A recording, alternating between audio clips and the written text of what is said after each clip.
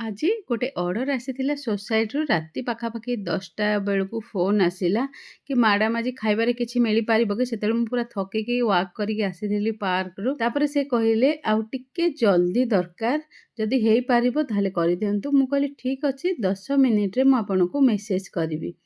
ତାପରେ ଭାବିଲି ଦିଟା ଅପସନ୍ ଅଛି, ଜଲ୍ଦିରେ ଗୋଟେ ଆଳୁ ପରାଠା ହେଇପାରିବ ଆଉ ଗୋଟେ ପନିର ପରାଠା ହିଁ ହେଇପାରିବ। ତାପରେ ମୋ ପାଖରେ ଆଳୁ ସରିଯାଇଥିଲା, ତେଣୁ ଗୋଟେ ଅପସନ୍ ଥିଲା ମୋ ପାଖରେ ପନିର ପରାଠା।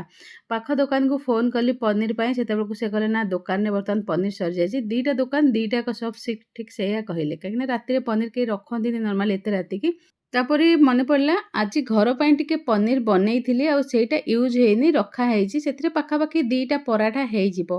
ତାପରେ ତାଙ୍କୁ ମେସେଜ୍ କଲି କି ପନିର ପରାଠା ମୁଁ 2ଟା ବନେଇବି, ହେଇଯିବ କି କ'ଣ, ଆପଣଙ୍କର ଚଳିବ କି କ'ଣ? ସେ କହିଲେ ହଁ ଠିକ୍ ଅଛି, ପନିର ପରାଠା ବନେଇ ଦିଅନ୍ତୁ। ମୁଁ କହିଲି ଆଉ ନିଜେ ଆସିକି ପିକ୍ କରିବାକୁ ପଡ଼ିବ, କାହିଁକିନା ଏତେ ରାତିରେ ଆଉ କେହି ବି ନଥିଲେ ଯାଇକି ଡେଲିଭରି କରିବାକୁ। ସୋସାଇଟି ଭିତରେ ଅଳ୍ପ ଦୂରରେ 100-200 ମିଟର ଡିଷ୍ଟାନ୍ସରେ ତାଙ୍କ ଘର ଥିଲା। ତାପରେ ସେ କହିଲେ ହଁ ଠିକ୍ ଅଛି, ମୁଁ ନିଜେ ପିକ୍ କରିନେବି, କିଛି ଅସୁବିଧା ନାହିଁ। ତାପରେ ଜଲ୍ଦିରେ କିଚେନ୍କୁ ଯାଇ ପନିର ପରାଠା ରେଡ଼ି କଲି ଆଉ 15 ମିନିଟ୍ ଭିତରେ ପରାଠା ରେଡ଼ି କରି ରଖିଲି ଆଉ ସେ ଆସି ତୁରନ୍ତ ପିକ୍ କରି ନେଲେ।